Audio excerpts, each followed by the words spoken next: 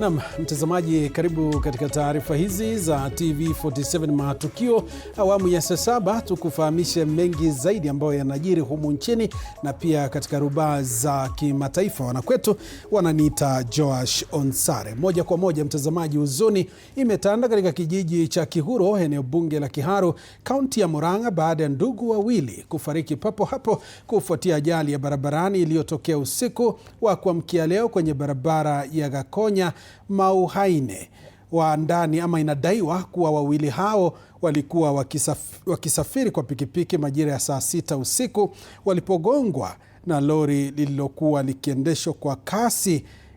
Inaelezwa kuwa dereva wa lori hilo alitoroka mara tu baada ya kusababisha ajali, wakazi wa eneo hilo wakisema kumekuwa na malalamishi ya mara kwa mara kuhusu lori hilo kuendeshwa kwa kasi wakati wa kusafirisha mchanga usiku, jambo wanalodai ni kinyume na sera za kaunti zinazodhibiti shughuli za usafirishaji wa mchanga nyakati za usiku. Miili ya wawili hao imehifadhiwa katika makafani ya hospitali ya Murang'a.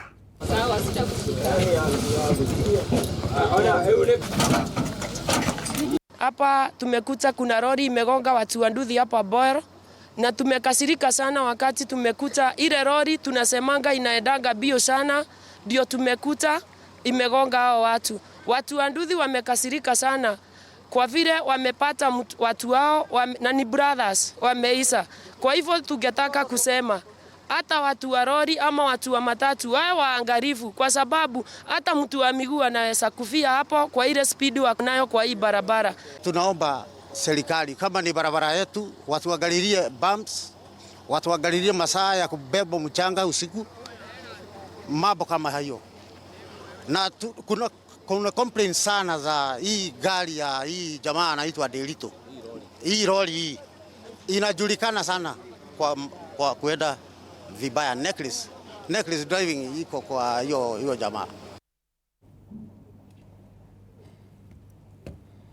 Na tuangazie taarifa nyingine, na ni kwamba mtu mmoja amefariki huku wengine wakijeruhiwa vibaya baada ya basi la kampuni ya Rwaken kupoteza mwelekeo na kubingiria katika barabara ya Narok Bomet. Ajali hiyo ilitokea katika eneo la Kipturgut baada ya basi hilo kupoteza mwelekeo barabarani. Baadhi ya abiria wameshtumu dereva kwa kutozingatia sheria za trafiki na kuendesha gari hilo kwa kasi ya kupitiliza. Majeruhi kwa sasa wanapokea matibabu katika hospitali ya rufaa ya Longisa.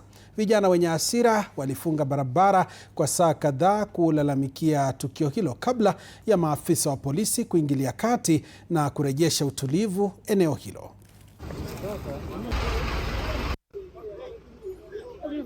Gari ilikuwa ina speed but ilikuwa ina cash brakes at some point. So ikafika I think bumps bado inaendelea tukova speed, ikapiga hiyo bumps. We thought maybe driver kuna hiyo bump. Sasa bado akaendelea tu hivyo. Sasa tunashangaa what's going on, kidogo gari inaanza kuswali. Like inaenda hivyo na hivyo and everyone just went up screaming. Tukifika Mayumayu gari inaendesha tu kijinga jinga, sijui gari ilikuwa inaenda wapi. Mpaka sasa hii gari imepata accident. Ukipiga kelele mtu anakuambia eti unamfunza dereva sijui nini. Unajua sisi hatujui kuendesha gari. Ilibidi tu tunyamaze hivi mpaka jamaa akangusha gari chini. After some minutes kutoka Narok, nimesikia tu gari enda kubomba tu mpaka hiyo. So after hiyo kuna wenye wamekufa, ni mmoja amekufa, lakini kuna wenye wameumia. Tuangazie mengine. Mahakama Kuu imesitisha kwa muda utekelezaji wa mfumo mpya wa faini za papo hapo barabarani uliotangazwa na Mamlaka ya Usafiri na Usalama Barabarani NTSA. Jaji Bahati Mwamuye alitoa amri ya kusitisha mfumo huo kufuatia ombi lililowasilishwa na wakili Shadrack Wamboi anayepinga uhalali wake. Wamboi anadai kuwa mfumo huo unaweza kukiuka haki za kikatiba za madereva kwa kuruhusu utoaji wa adhabu bila taratibu za kisheria za kutosha. Kwa sasa NTSA na vyombo vingine vya usimamizi wa sheria barabarani havitaruhusiwa kutekeleza mfumo huo hadi kesi itakaposikilizwa na kuamuliwa. Mfumo wa faini za papo hapo ulianzishwa ili kuimarisha usalama barabarani na kupunguza msongamano wa kesi mahakamani, lakini wakosoaji wamesema unakosa uwazi na unaweza kutumika vibaya bila mwongozo wa kisheria. Sheria Mtaani na Shadrack Wamboi is a non-governmental organization that promotes accountability, good public governance, and proper institutional governance. This is a non-governmental organization that purely has the interest of Kenyans at heart, and at this instance, the motorists at heart. Now, we lodged a three-pronged attack on the recently rolled out NTSA instant fine traffic systems, which saw the automation of instant fines. The first ambit, or the first umbrella in which we lodged this petition under, was Article 50 of the Constitution, which demands that every person has the right to a fair hearing and fair administrative action.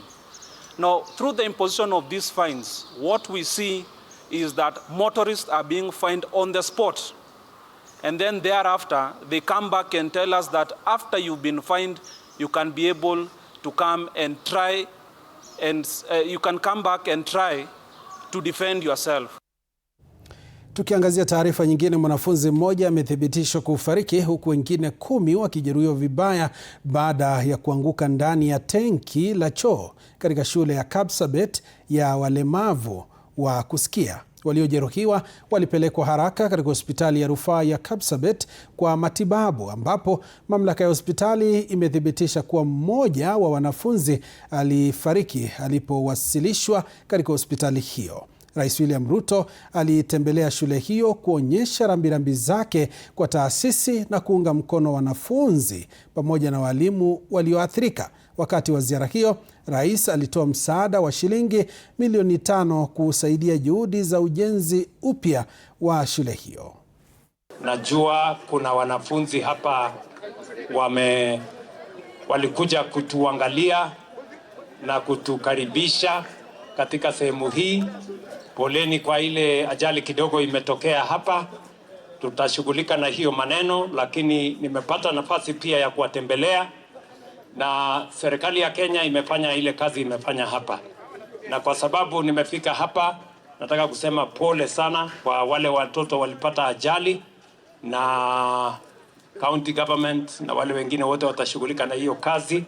Lakini hata mbali na hiyo, pia tumepata nafasi ya kuangalia shule yenu, na najua ya kwamba hapa mnahitaji mahitaji kiasi na mwalimu. Kwa sababu sasa mimi nimefika hapa, nitakuachia shilingi milioni 5.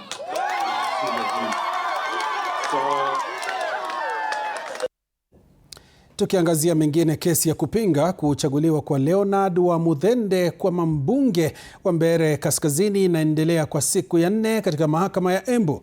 Kwa siku ya pili leo, Njeru Ngare aliyekuwa wakala mkuu wa chama cha DP anatoa ushahidi wake. Wapinzani wa ushindi wa Wamuthende wanadai kulikuwa na ghasia na vurugu katika baadhi ya vituo vya kupigia kura pamoja na kutofuata utaratibu wa uchaguzi. Tusikilize.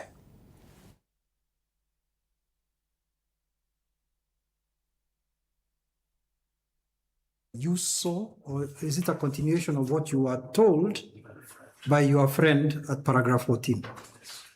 You see, at paragraph 15. Paragraph 14. 14 is what I was told, yes. At paragraph 15 is where I met the event at. Where? I witnessed. I met the event at. At paragraph 15, yes. This is what you saw? Yes. That's all I'll write.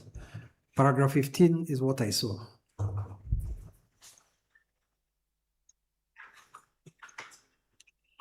Any other questions? No, my lord, that is all for this witness. All right. Any other witnesses? Oh, we are at, it's 1 o'clock. Yes. Do you want us to break for the 1 hour? Yes. And then I think in the afternoon, because I took some of your time when we had a discussion, we will try and add some time in the afternoon. Francis, did we capture how much time we lost when we went for break? When did we come back here? Do you recall? 12:10. Yes. So we lost a good another 30 minutes. 20 minutes. Okay, we'll talk in the afternoon, and I'll extend the afternoon. Oh, sorry, I need to record that we are going for break. Ni taarifa ambayo mtazamaji tunaifuatilia, tutakuwa tunakujuza katika taarifa zetu zijazo. Familia ya mfanyabiashara mmoja wa Eastleigh, Abdi Aidid, iko katika hali ya sitofahamu baada ya kudai kuwa alitekwa nyara usiku wa Jumamosi alipokuwa akielekea kuswali. Tukio hilo lilitokea karibu na mzunguko wa Rikana kando ya barabara ya Jogoo, na sasa polisi wanasema uchunguzi umeanzishwa. Susan Locho ana taarifa hii. Ilikuwa safari ya kawaida kuelekea katika ibada, lakini ghafla ikageuka kuwa tukio la kutatanisha. Mzee aliabductiwa last Saturday kama amefudhuru kwa nyumbani kwake hapa section 3. Fanya alikuja kuenda maombi ya jioni isha, alishikwa hapo kwa junction ya Shoromoyo. Kwa mujibu wa waloshuhudia, gari la Aidid aina ya Toyota V8 liligongwa kutoka nyuma, huku magari mawili aina ya Prado yakizuia njia mbele karibu na mzunguko wa Rikana. Ndani ya sekunde chache, watu 8 walokuwa na silaha na walovalia mavazi ya kijani yanayofanana na maafisa wa usalama waliwazunguka. Aidid na mwenzake walifunikwa nyuso kwa barakoa na kulazimishwa kuingia kwenye magari ya watekaji, huku gari lao likiachwa katikati ya barabara. Magari mawili ambao moja ilikuwa white Prado USV, both Prados SUVs with around 8 men fully clad in green military jungle outfits with masks and rifles got down from those two vehicles. One of the vehicles cut him off, the other one hit him from the back. Mwenzake aliachiliwa baadaye, lakini Aidid akaondoka na watu hao wasiojulikana hadi sasa. Tukio hilo liliripotiwa katika kituo cha polisi cha Shauri Moyo, huku maafisa wa upelelezi wakianza uchunguzi. There is a lot of fitina mingi ambazo zinaenezwa katika social media, ambapo inasemekana ni mambo kuhusu ukabila na hizo vitu. Tunataka kukataa na admonish that statement, na tuseme serikali ndio inafaa kutuambia mahali papa yetu yuko. Aidid ni mfanyabiashara anayejulikana sana Eastleigh na ni mmiliki wa biashara kadhaa ikiwemo hoteli ya Atis Suits. Susan Locho, runinga ya TV47, Nairobi. Kwingineko, viongozi wa kisiasa na wale wa utawala katika kaunti ya Murang'a wanatoa wito kwa bodi ya leseni za uuzaji wa pombe Murang'a kuimarisha ukaguzi wa vilabu ili kudhibiti kuongezeka kwa pombe haramu katika baadhi ya maeneo ya kaunti hiyo.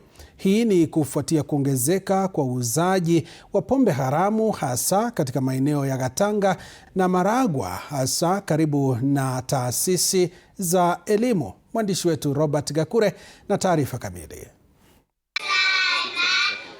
Viongozi wa kisiasa na wale wa utawala katika kaunti ya Murang'a wanaeleza wasiwasi wao kuhusu kuongezeka kwa visa vya ugemaji na uuzaji wa pombe haramu katika maeneo ya Gatanga na Maragwa katika kipindi cha hivi karibuni. Mvua imekuja na imekuja kwa wingi. Wakizungumza katika eneo la Idhanga wakati wa kuwawezesha wanawake na vijana kiuchumi, viongozi hao wanalalamikia kuongezeka kwa idadi ya baa katika kaunti hii, baadhi zikidaiwa kuanzishwa karibu na taasisi za elimu. Pombe iko katika mpaka wa Machakos na Murang'a. Si serikali yetu na sisi tushikane hiyo pombe yote ishe. Wanasema ukaribu wa kaunti jirani za Kiambu na Machakos umechangia kuenea kwa biashara hiyo haramu, hasa katika maeneo ya mipakani. Pombe alamu pale kwa hii mto tunapakana naye sehemu za Thika na sehemu za Machakos. Hiyo pombe yenye inapikiwa pale kwa mto bado ni mingi. Ningewaomba mkomeshe hiyo kazi na muache kuinga tabia ya wenzetu ya pande ile nyingine. Na sisi tuko na network, tutakuwa tunakuja, tunashika nyinyi, mkitoroka tunavunja hizo vyombo ndio tumekuwa tukifanya. Ndio tuhakikishe ya kwamba vijana wa pande hii wamekuwa na maisha bora na watakuwa viongozi wa baadaye. Viongozi hao sasa wanaitaka bodi ya leseni za uuzaji wa pombe ya kaunti ya Murang'a kuchunguza kwa makini wamiliki wa vilabu wanaoomba leseni ili kuhakikisha wanazingatia masharti na kanuni zilizowekwa. Mimi ninataka kuomba county government ya Murang'a ambayo inaongozwa na Governor Kang'ata. Tunajua huu msimu ndio mna renew licenses za wale watu wanauza pombe hapa ama bar owners. Mimi ninaomba kwa heshima governor, ukirenew license za bar owners, bar hapa Murang'a ni mingi kuliko makanisa. Na tunakuomba kwa heshima, si kila town ama shopping center inafaa kuwa na bar 3-4. Kwa sasa wanatoa wito wa ushirikiano kati ya kaunti za Murang'a, Kiambu na Machakos ili kudhibiti usambazaji wa pombe haramu katika mipaka ya kaunti hizo na kukomesha kabisa biashara hiyo. Robert Gakure, TV47, Murang'a. Asante sana. Shukran Robert Gakure kwa taarifa hiyo. Huzuni na mshangao umetanda mjini Kitui baada ya mwanaume mwenye umri wa miaka 23 kusemekana kujinyonga hadharani katika kibanda cha biashara cha dadake. Walioshuhudia wanasema walizungumza naye muda mfupi kabla ya kumpata akining'inia kwa kamba. Na kama Munene John anavyoarifu, tukio hilo sasa limezua wasiwasi kuhusu changamoto zinazowakumba vijana, hasa ukosefu wa ajira. Hali ya huzuni na taharuki imetanda mjini Kitui baada ya mwanaume mwenye umri wa miaka 23 kupatikana amejinyonga katika kibanda cha biashara kinachomilikiwa na dadake. Kwa mujibu wa mashahidi, mwanaume huyo alionekana katika eneo hilo muda mfupi kabla ya tukio hilo. Wakazi wanasema walizungumza naye kama kawaida bila kubaini dalili zozote za yaliyomfika. Kisa kama hicho tunakikataa kwa sababu kinaletwa na depression na kufikiria sana. Mimi nauliza wana youth wote wa Kitui County na Kenya mzima, kama umepatwa na stress, kama uko na depression, enda uone aidha mtu mmoja umuelezee. Wenyeji vilevile wamehimiza serikali kuweka mikakati madhubuti ya kuunda nafasi zaidi za ajira kwa vijana ili kuwasaidia kujikimu na kuzuia visa vya kukata tamaa maishani. Maafisa wa polisi walifika katika eneo la tukio hilo na kuchukua mwili wa marehemu ambao ulipelekwa katika chumba cha kuhifadhi maiti katika hospitali ya umma ya Kitui, huku uchunguzi kuhusu tukio hilo ukiendelea. Munene John, TV47. Tuangazie mengine. Dhehebu la kanisa la FPFK na tume ya uwiano na maridhiano NCIC wamewataka viongozi wa kisiasa kukoma kutumia semi za chuki zinazoweza kuchochea vita vya kikabila baina ya jamii zinazozozana katika ukanda wa bonde la Kerio. Wakizungumza katika kaunti ya Pokot Magharibi, washikadau hao pia wametumia fursa hiyo kutoa wito kwa vyombo vya habari kuwa makini ili kuepuka kueneza ujumbe huo unaoweza kulitumbukiza taifa katika uwanja wa vita. Mwandishi wetu wa kaunti hiyo Andrew Juma na mengi zaidi.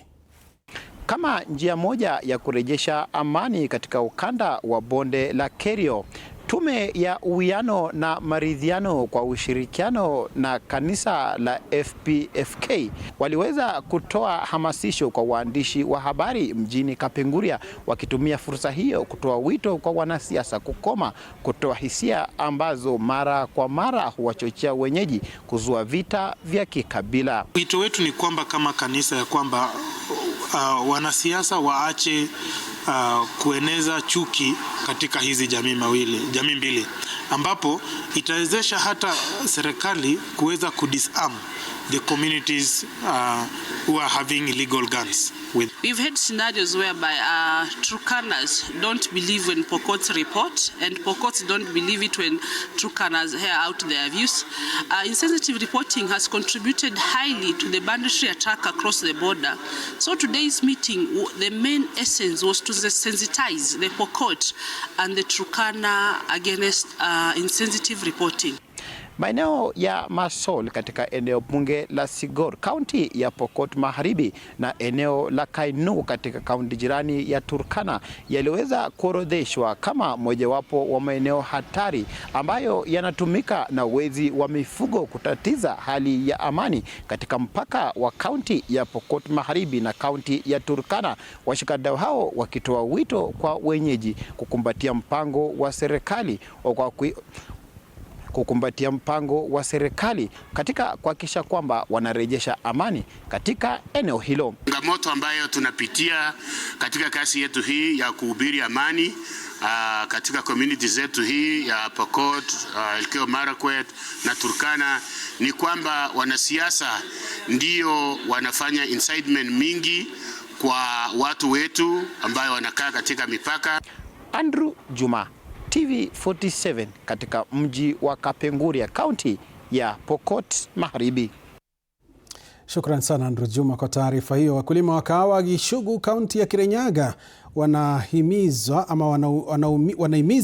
muungano mpya wa washirika wa wakulima wa kahawa nchini kuongeza hazina ya zao hilo ili kukuza uzalishaji, huku pia wakitaka usalama kuimarishwa dhidi ya wizi wa mazao yao. Serikali imetenga shilingi bilioni 7 kunufaisha wakulima 1645 kupitia mikopo nafuu ya shilingi 40 kwa kila kilo. Licha ya kupokea miche 30,000, chama cha wakulima wa kahawa cha Baragwi kinaomba miche milioni 1 inayostahimili mazingira tofauti.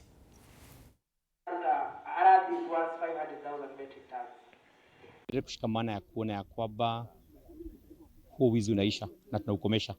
Tumeukomesha kwa njia nyingi, sababu tumekuwa na uhamasisho kwa wananchi, na pia wananchi nao pia wamechukua jukumu ya kuona kahawa ile ambayo wako nayo kwa mashamba yao wanailinda vizuri. Kwa hivyo ombi letu ni hilo, tuendelee kushikamana kuona ya kwamba tunalinda kahawa yetu kule mashambani. Giving out free coffee seedlings, a national government initiative through new KPCU.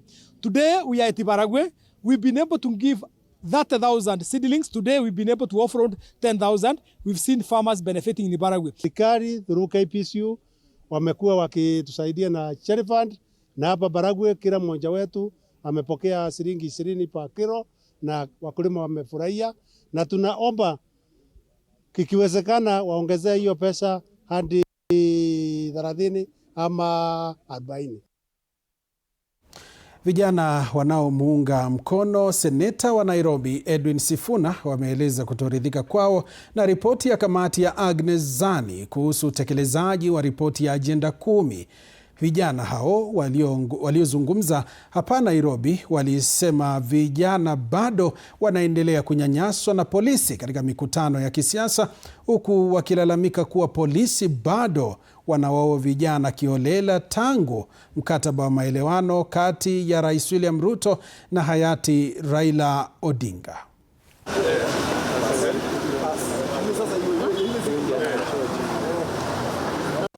Young people across Kenya welcome any national framework that seek to address the serious challenges facing our country, including the cost of living, governance reform, economic opportunity, and the future of our democracy. However, as youth, we also believe that national agendas must move beyond political party. You cannot tell us that you have accomplished 80%, yet the NADCO report has not been implemented. What do I mean? What I mean is quite simple. Kenya does not have freedom of assembly. We have seen assemblies being tear-gassed.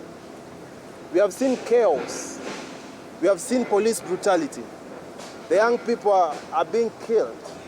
The people of Githurai are no longer free to trade. The men and women at the Uhuru markets, their markets have been demolished. What are you talking about? Kwingineko, tamaduni nyingi zinapoendelea kudidimia, jamii ya Kamba imehimizwa kukumbatia mila na desturi chanya na kuzihifadhi kama hazina muhimu ya maarifa ya asili kwa vizazi vijavyo. Akizungumza wakati wa maandalizi ya tamasha la pili la upigaji ngoma za Kikamba almaarufu Kilumi, mzee mwandamizi wa Akamba Mutuku Muindi ameeleza kuwa umefika wakati mwafaka jamii kurejea katika asili yake na kuanza kuhifadhi maarifa yaliyopo kuhusu tamaduni na mila zao. Mutuku ameongeza kuwa wanajamii wanafaa kushirikiana na kutafuta njia bora za kunufaika huku wakihifadhi urithi wao mkubwa wa kitamaduni.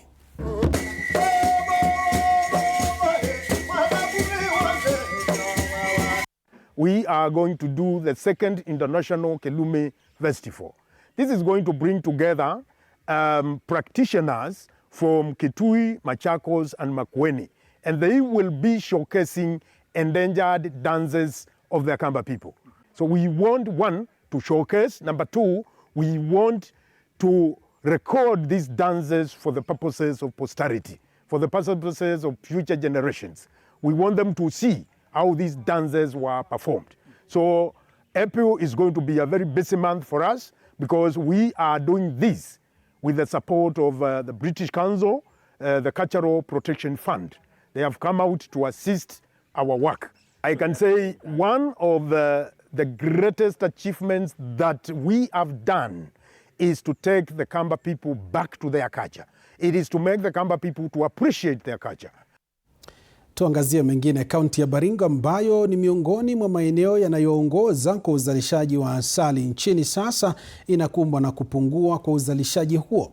Wataalamu wanalaumu matumizi ya mbinu hatari pamoja na uharibifu wa mazingira ambao umeathiri sana idadi ya nyuki. Akizungumza wakati wa wiki ya wakulima iliyoandaliwa na shirika la utafiti wa kilimo na mifugo nchini KALRO katika eneo la Marigat, naibu mkurugenzi wa shirika hilo Daktari Kezia Magiroi alisema kuwa matumizi ya kemikali katika kilimo, hasa katika skimu ya umwagiliaji ya Perkera umeathiri sana nyuki na kusababisha kupungua kwa uzalishaji wa asali. The chemicals that are used in the tomatoes are injurious to I mean, they are not good for the bees, as we know that. And also, what can be done? Because we realize some of the chemicals they use for tomatoes are not certified by the certifying body in Kenya. They come from outside Kenya. So we're working together with KEPHIS to say, how do they get into Kenya then? So that we all work as a team to ensure that the harmful chemicals don't come close by to the country. Tangu watu wachue kuchoma makaa, tumeanza kukosa nyuki. Msinga saa hakuna nyuki. Sababu ya kuna kitu aina, kuna hii uchomaji wa makaa na hii dawa tena. Hii dawa watu wanapiga dawa kwa shamba, alafu nyuki akienda huko anakutana na dawa. Na mtazamaji, taarifa hiyo ndo ambayo inatupeleka kwenye mapumziko mafupi. Tutakuwa tunarejea na taarifa zaidi. Endelea kuwa nasi.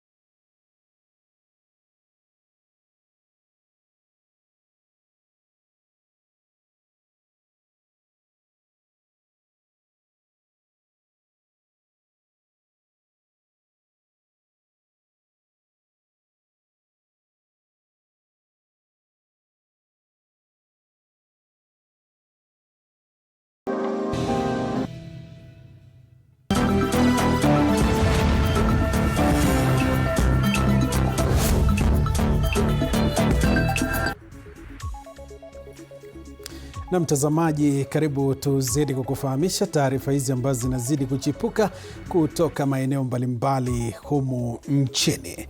Na mtazamaji, tunapoendelea na taarifa zetu, mbio za WRC Safari Rally zitaanza rasmi leo jioni ama mchana mjini Naivasha, kaunti ya Nakuru. Sasa hivi madereva wanazidi kushiriki katika hatua ya shakedown, ambapo mwandishi wetu wa michezo yupo katika eneo hilo ambaye ni Alan Nzuki. Alan Nzuki, hali iko vipi? Shakedown inaendeleaje?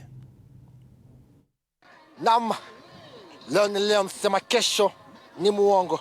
Tupo hapa katika uwanja mpya wa Nawisa, ambapo hivi sasa tunavyozungumza mashindano ama hatua ya shakedown tayari imekamilika, na hivi sasa tunamsubiri naibu rais Kithure Kindiki aweze kuzuru maeneo ya Naivasha, ambapo atazindua rasmi ama afungue rasmi mashindano haya ya WRC Safari Rally ambayo yamesubiriwa kwa hamu na gamu kote duniani. Na hivi sasa tupo katika uwanja wa Nawisa. Hebu nikuonyeshe namna ambavyo hali ilivyo kitazama upande huu, ambapo tumeweza kuona mashabiki kutoka Uganda, Tanzania, Rwanda, Estonia, Zanzibar, Zimbabwe, wote wamezuru maeneo haya kwa minajili ya mashindano haya ya kimataifa ambayo imewaleta pamoja madereva wa haiba kutoka kote duniani. Tayari mashabiki kadha wa kadha wameshaondoka ndiposa waweze kusafiri kuelekea uwanja wa Moran na uwanja wa Mzabibu, ambapo mashindano ya WRC yatakuwa yanaanza rasmi huko baada ya kuzinduliwa na naibu rais Kithure Kindiki. Vile vile tumeweza kuona pia hapo kesho tunawatarajia mashabiki zaidi kutoka kote ulimwenguni kuwasili hapa katika kaunti ya Nakuru, mji wa Naivasha. Sina budi ila kuregesha katika makao yetu makuu kule jijini Nairobi, lakini kumbuka mpenzi mtazamaji, mida saa 10 nitakuwa na kupasha zaidi, ni kuonyesha namna ambavyo mashindano haya yameanza rasmi hapa mjini Naivasha. Kwako studioni. Naam, shukran sana Alan Nzuki kwa kutuelezea yale ambayo yanajiri katika mji wa Naivasha, eneo la Nawisa, wakati ambapo ile shakedown ishakamilika. Sasa tunasubiri siku ya siku kuweza kuona madereva wa Safari Rally wakingurumisha magari yao na vile vile kuonesha weledi wao katika uendeshaji wa magari. Mtazamaji, tukisalia katika taarifa hii, waziri wa utalii ambaye ni Rebecca Miano muda mfupi uliopita amezungumza na mwandishi wetu wa habari Alan Nzuki kuhusu umuhimu wa mashindano haya kwa utalii na vile vile katika sekta ya michezo humu nchini. Hebu tusikilize mahojiano yalikuwa vipi. All our entities, we sponsored a car this year. This is very significant for us, because we appreciate the platform that sports tourism gives us to showcase the beauty of Kenya and as a premier destination for conferences and also for tourism. We are all here with all the entities from our sector because we know that this event goes towards contributing our targets of increasing our tourism numbers and increasing our earnings and even employment. These particular events, for the 4 days that it is happening, the hotels around here are full. They are recording 100% occupancy. That shows how tourism is then growing. Even in terms of business, we have all businesses that are thriving for these 4 days. And therefore, as a ministry, this is very significant for tourism. And in our target of attracting over 5 million visitors international by the year 2028, we know that this event gives us that momentum. And therefore, we are very, very excited. We have seen that this edition is bigger. It has attracted more drivers. It has attracted more fans.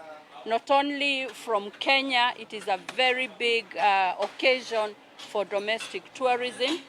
We have also seen big participation from East Africa community, the African region, and internationally. We have a platform to tell the story of magical Kenya. We have seen even in social media, in the news, the magnitude with which this has happened. We want to thank all the Kenyans and the creatives for all the work that they have done to promote this event and also to promote tourism. And we wish all the participants the very best of luck. We wish all the spectators a great time in Kenya. A big shout out to the private sector that has come out very strong and in large numbers in this particular WRC edition. We are here with the PS, State Department for Tourism, the DG, KWS, the CEO, KICC, including the chair, the DG of Wildlife Research and Training Institute. Everyone is here and we are happy as a team. Je, waziri, ni kwa nini umeamua dereva Hamza Anwar hawe ndiye dereva wenyu? Na mwaka huu tumeamua tuweze kusponsor Hamza na ako hapa dereva wetu. We wish you the very best. Tumeangalia vile ameendelea kwa hii Safari Rally, tumeona nia yake, tumeona kipawa chake na tukaona ni vizuri kushirikiana na yeye. And we are very, very happy, very proud of him, together with all the partners that are partnering to sponsor Hamza. We are very proud because he has also been an ambassador to showcase the ability that Kenya has. I'm here with the president, the Magical Kenya. We are very proud to be associated.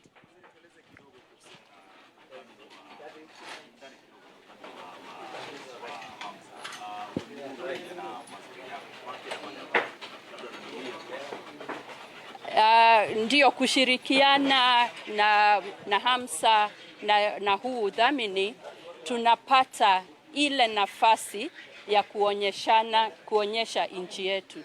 Tunaonyesha Magical Kenya, tunaonyesha the mice sector, na ndio maana KICC imekuja. Tunajua KICC ndipo pahali tunakuwa na mikutano mingi ya kitaifa, kwa hivyo tutakuwa na manufaa ya kuonyesha kwamba Kenya kabisa is the best destination for meetings and for business. Na kwake binafsi ataendelea kukuza talanta yake, kuonyesha Wakenya na ulimwengu wote vile anaweza kuperform katika hizi sports. Na ninajua amefanya practice ya kutosha, kwa hivyo ameendelea kukuza kipawa chake. Kwa hivyo kila mtu ako na manufaa na hata nchi yetu kwa jumla tuko na manufaa kwa huu udhamini. Yeah.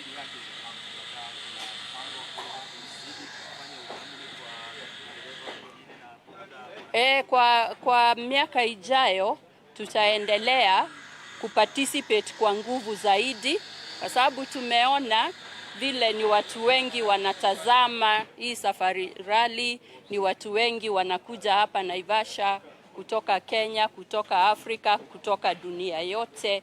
Na kwa hivyo hata kwa michezo mingine tutaweza kushirikiana na wengine, tutakuwa na hiyo partnership.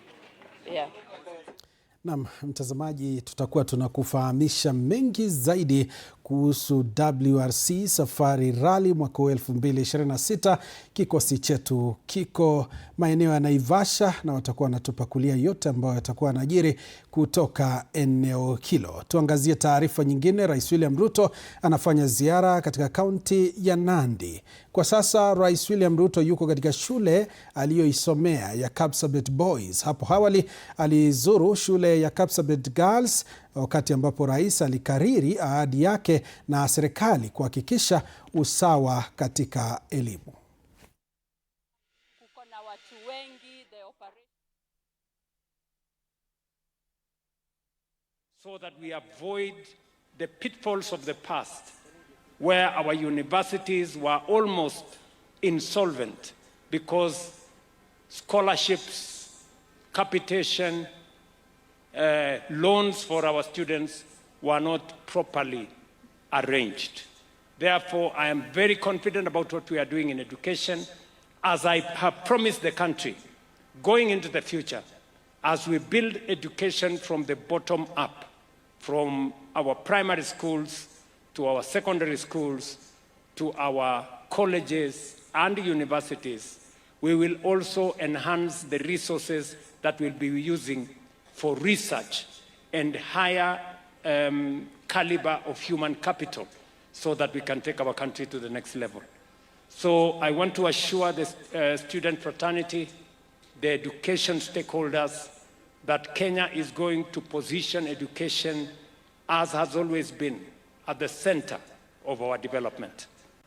Na ndio sababu hiyo nimesikia vile mumesema hapa. Wakati nilikuja hapa tulikuwa na facilities ambazo hazikuwa zimekamilika.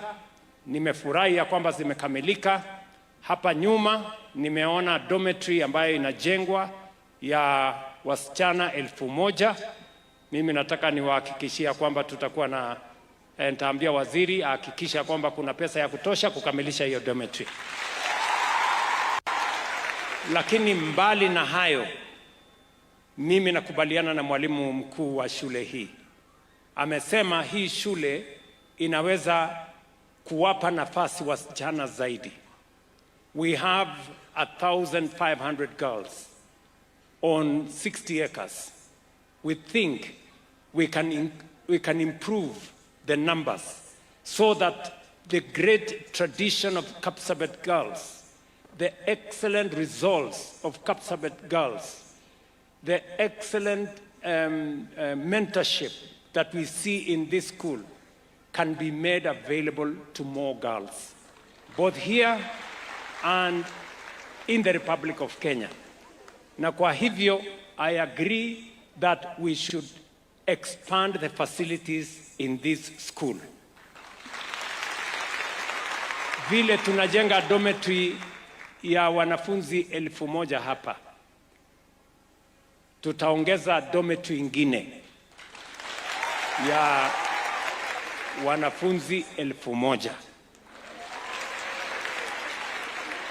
Tutawaongezea darasa zingine 35 pamoja na administration block. Alafu tutawajengea multipurpose hall hapa. Tuangazie taarifa nyingine. Juhudi za serikali za kuwafikia wananchi mashinani zimepata kasi mpya kupitia mpango wa Jamii Imara Mashinani unaolenga kuelezea ajenda za Rais William Ruto na kutatua kero zinazowakabili Wakenya nchini kote. Athman Said na taarifa kamili. Msafara wa viongozi na wadau wa sekta mbalimbali kama vile afya na miundombinu ulipiga kambi katika kaunti ya Makueni.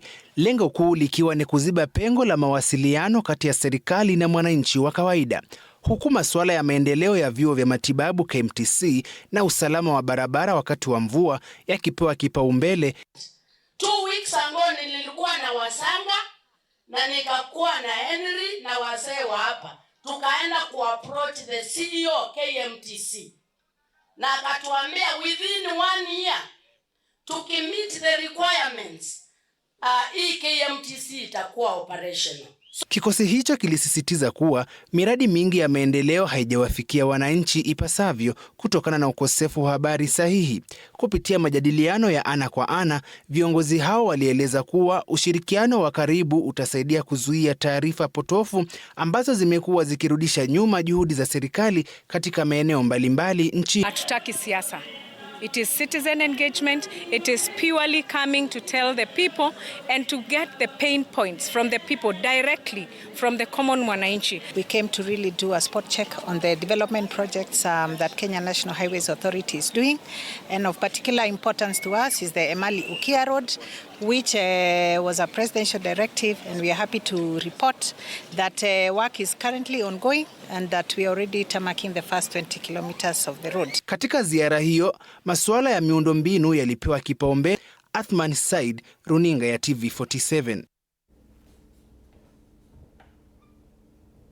Huku serikali ikiendelea kutekeleza mfumo wa elimu wa CBE nchini, wanafunzi wenye ulemavu katika kaunti ya Elgeyo Marakwet wanakumbwa na changamoto nyingi, ikiwemo ukosefu wa miundombinu bora na vifaa maalum vinavyohitajika kuwasaidia kupata elimu ipasavyo. Victoria Lai, mwakilishi maalum katika kaunti ya Elgeyo Marakwet, ametoa wito kwa serikali na washikadau wa elimu kuanzisha shule ya upili kwa wanafunzi wenye mahitaji maalum katika kaunti hiyo. Walimu katika shule maalum wanasema wanakumbana na changamoto nyingi, ikiwemo ukosefu wa vifaa maalum na miundombinu duni, huku baadhi ya wazazi wakidaiwa kuwaficha watoto wao nyumbani kwa hofu ya unyanyapaa.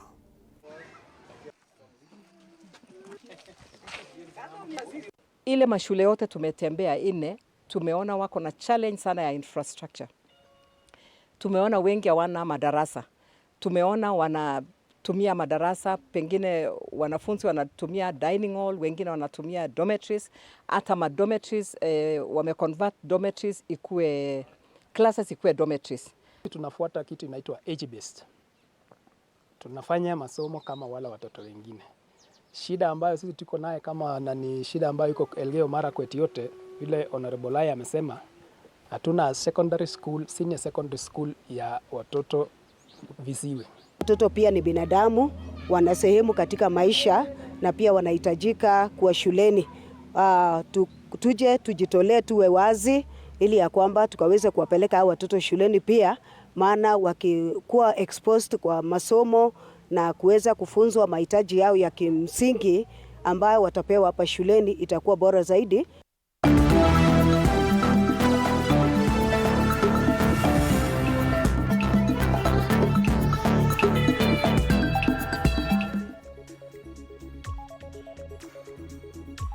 Sasa tuangazie taarifa za michezo, na ni kwamba Real Madrid, PSG na Bordeaux ziliandikisha ushindi jana usiku kwenye raundi ya kwanza